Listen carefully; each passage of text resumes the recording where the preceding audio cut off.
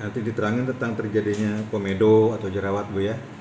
Jadi komedo atau jerawat penyebabnya sama karena sumbatan dalam pembuangan minyak ya. Minyak diproduksi di dalam kelenjar minyak atau kelenjar sebasea ya. Nah, minyaknya tadi normal dibuang ke permukaan kulit melalui saluran pori-pori. Selama pembuangan minyaknya lancar, sebetulnya nggak bakal terjadi jerawat atau komedo ya. Jadi jerawat atau komedo cuma terjadi kalau ada gangguan dalam pembuangan minyak. Nah, kenapa bisa terjadi gangguan dalam pembuangan minyak jadi sehingga tersumbat ya? Ya penyebabnya satu, saluran pembuangannya menyempit ya. Kenapa bisa menyempit? Penyebabnya bisa dari dalam saluran sendiri ya. Jadi dinding salurannya menebal. Menebal otomatis menyempit saluran pembuangannya ya. Kenapa dia bisa menebal? Penyebabnya karena sel-sel mati di saluran ini saling melekat. Normalnya dia terbuang bersama minyak. Kalau saling menempel, kebuangnya susah. Jadi makin lama makin tebal ya. Nah, yang kedua karena pakai make up ya, make up yang berbasis minyak. Jadi nempelnya terlalu kuat, jadi minyak mau keluar ketahan make up, jumbat jadinya. Atau pakai krimnya salah ya, misalnya krim buat neneknya dipakai ya, jadi nempelnya terlalu kuat sama minyaknya, mau keluar kesumbat juga ya. Pakai masker ya, masker juga sama nempel di kulit, jadi waktu minyak mau keluar ketahan masker ya. Namanya jerawat itu disebutnya masne, singkatan dari masker, akne ya. Jadi akne atau jerawat karena masker ya. Nah terus kenapa minyaknya bisa berlebih? Minyak berlebih itu bisa tiga faktor paling sedikit ya. Penyebabnya satu faktor turunan ya. Kalau kedua orang tuanya tipe berminyak, umumnya anaknya tipe berminyak ya. Kecuali anak angkat beda ya. Yang kedua faktor hormon ya. Yang ketiga faktor makanan juga ya. Hormon kalau masih remaja begini, masih pubertas, memproduksi minyaknya sedang aktif ya. Hormon karena produksi hormonnya sedang aktif juga. Jadi hormonnya terutama hormon androgen ya. Karena perempuan juga punya hormon androgen walaupun dikit ya. Kalau androgennya berlebih bisa berkumis ya. Kayak ada artis yang berkumis. Nah, menjelang haid juga terjadi peningkatan hormon androgen ya. Selain hormon LH dan hormon FSH ya. Jadi menjelang haid itu terjadi peningkatan minyak dan terjadi jerawat akhirnya ya. Nah, kalau kurang tidur, stres, juga terjadi peningkatan hormon kortisol. Nah, kortisol juga sama merangsang produksi minyak ya. Sekarang makanan yang harus dihindari itu fast food, seafood, susu, dan olahannya ya. Fast food itu semua makanan yang manis, yang punya indeks glikemik tinggi ya. Jadi maksudnya kalau dimakan gula darah cepat naik. Nah, setiap gula darah naik, tubuh mengeluarkan hormon insulin. Tujuannya buat menurunkan kadar gula ya, supaya dipakai oleh sel-sel. Cuman insulin secara tidak langsung merangsang produksi minyak ya, melalui insulin-like growth factor 1 namanya, disingkat IGF-1. Jadi IGF-1 ini yang merangsang produksi minyak.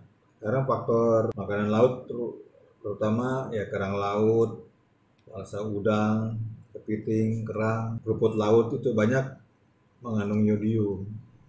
Nah, yodium itu sudah diselidiki oleh Profesor Fulton, ahli jerawat dari Amerika, itu memicu timbulnya jerawat ya. Karena yodium ini dikeluarkan disekresikan melalui kelenjar minyak atau kelenjar sebasea. Dan sifatnya dia iritatif, merangsang ya. Jadi menyebabkan peradangan terhadap saluran pori-pori. Akibat peradangannya, jadi akan meradang itu istilahnya kayak bengkak ya. Jadi dia menyempit saluran. Jadi makanan lautnya diganti ya. Misalnya biasanya makan ikan hiu diganti sama ikan cere ya, ikan lele itu ya, air tawar ya.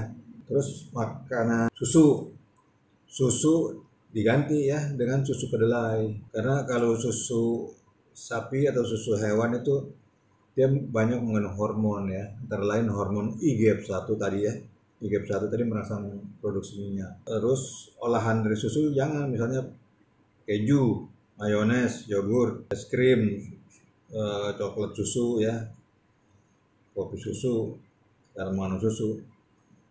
Ya kayak es krim walaupun udah terjadi pengenceran jadi kadar hormonnya udah mulai berkurang tapi tetap aja mengandung susu ya.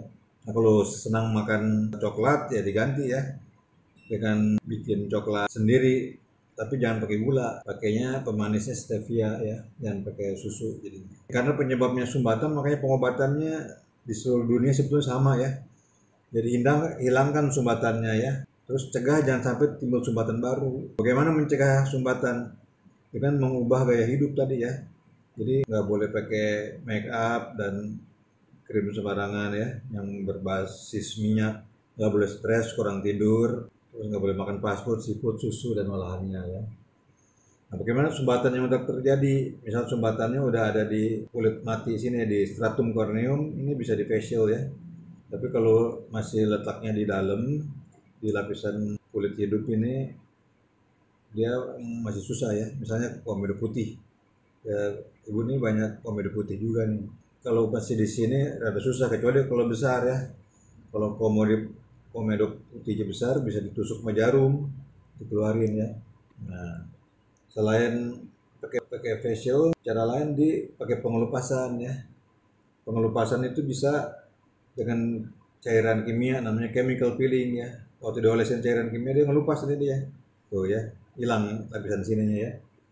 Jadi sumbatan yang ada di sini ikut hilang juga. Tapi sumbatan yang di dalam di lapisan hidup tetap nggak bisa hilang ya, walaupun pakai pengelupasan. Cara pengelupasan berikutnya dengan secara mekanik atau dengan fisik, misalnya dengan diamplas dengan mikrodermabrasi. Diamplas hilang sumbatan yang sini ya, tapi sumbatan yang di bawah tetap ada ya, karena nggak boleh ngelupasin sampai ke dalam sini, efek sampingnya besar, jadi lecet ya, lecet nanti takutnya jadi hitam ya. Makanya mikrodermabrasi cuma ngelupas lapisan kulit mati aja ya. Nah, cara yang ketiga secara mandiri ya, diolesin dengan obat jerawat, diolesin di jerawatnya aja ya.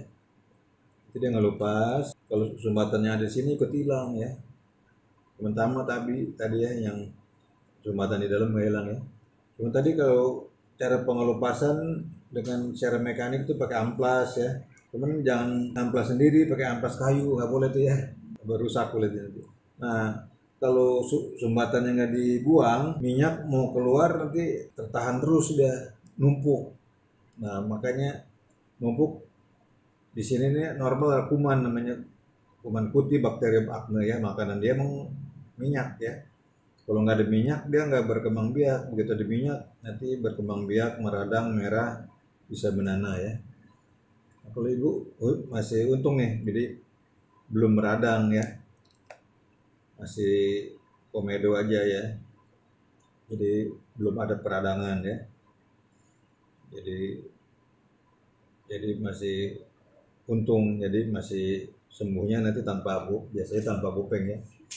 Tapi kalau dilihat sebetulnya pori-porinya itu udah melebar ya, karena minyaknya numpuk sini walaupun belum ada peradangan, dia di dalamnya melebar. Waktu kalau di facial kan dihilangin sumbatannya, seolah kelihatan besar, sebetulnya emang udah besar, cuman karena sumbatan dihilangin jadi kelihatannya pori-pori besar. Tapi nanti kembali lagi ya.